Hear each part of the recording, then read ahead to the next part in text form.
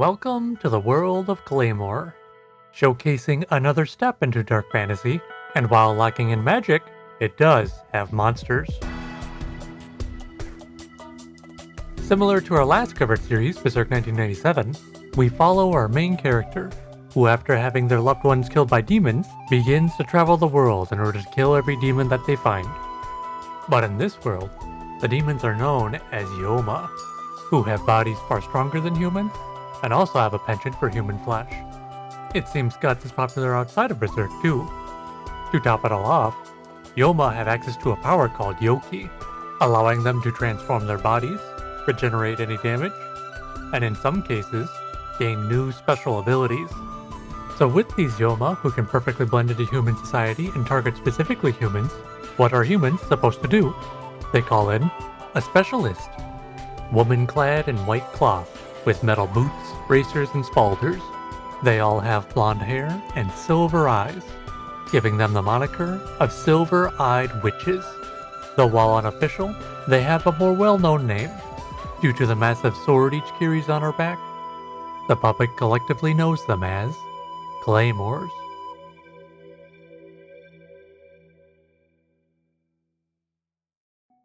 While Claymores are known by the public, their exact circumstances are still shrouded in mystery. When these Claymores show up in a town and slay Youma, they never take the reward, simply stating that a man in black will come later to collect the coin.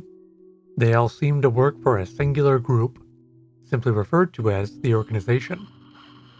They seem to be the ones in charge of keeping the Claymores supplied, along with giving them their next missions. The organization is also in charge of creating and training new Claymores, unbeknownst to the public. While this process isn't directly shown, we do know that the end result is that a Claymore who was once human becomes half human, half Youma, gaining the abilities to both use and sense Youki, allowing them to overpower Youma, and more importantly, sense Youma that are disguised as humans.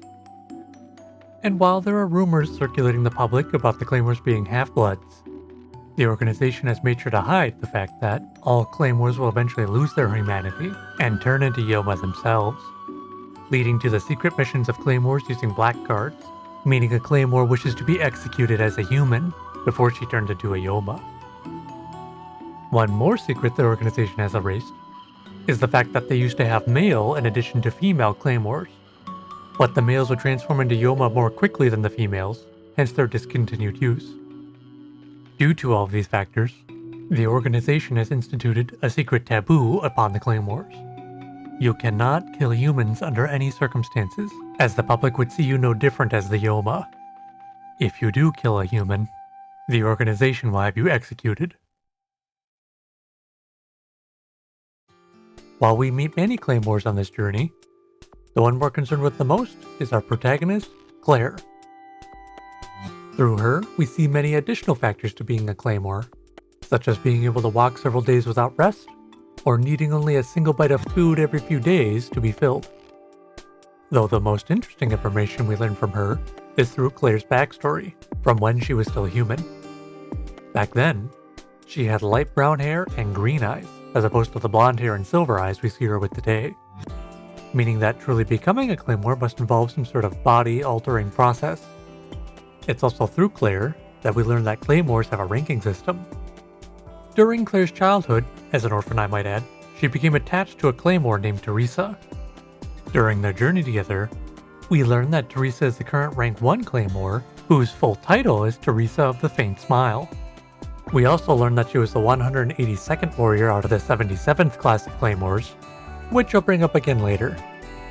And she was so powerful that ranks 2 through 5 combined could not hope to defeat her. But with this being a dark fantasy story, this flashback ends how we expect it to.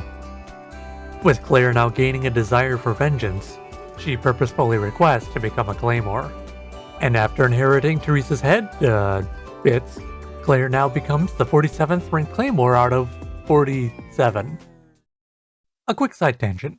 This 47 number comes from the 47 areas on this unnamed continent, while Teresa's 182nd warrior are for unranked Claymores that are still in training or not fit for missions. Meaning that while Claire is a fully fledged Claymore, she is the weakest out of all the other fully fledged Claymores, at least on this continent. though there might be more to Claire than meets the eye. So even if she is the weakest, it does show how powerful a full-fledged Claymore is, and it makes a nice starting point to see what sort of journey Claire will lead. Claymore has a myriad of interesting characters, along with a good number of very important questions being asked, but in the anime, many go unanswered, as Claymore's original story was only about a third complete at the time, meaning that we get an anime original ending that finishes with an anticlimactic battle ending in a draw. Now don't get me wrong, I enjoyed watching Claymore this time around far more than my initial watch, particularly our journey with Claire discovering that there are things the organization is hiding from her, but the full answers are in the manga, which I haven't read yet. So while this series begs for a more in-depth video, and honestly needs more coverage, for now, I'm gonna stop here. But we can at least cover some of the soundtrack. I wouldn't normally associate bagpipes with this kind of series, but I don't hate it.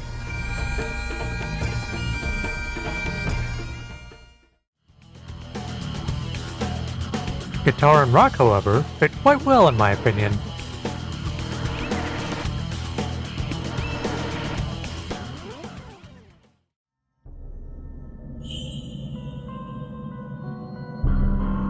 You gotta put the dark in dark fantasy somehow.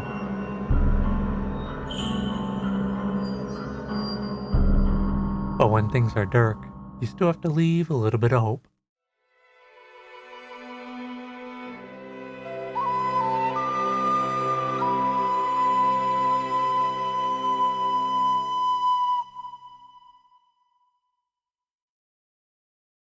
Lazy outro today.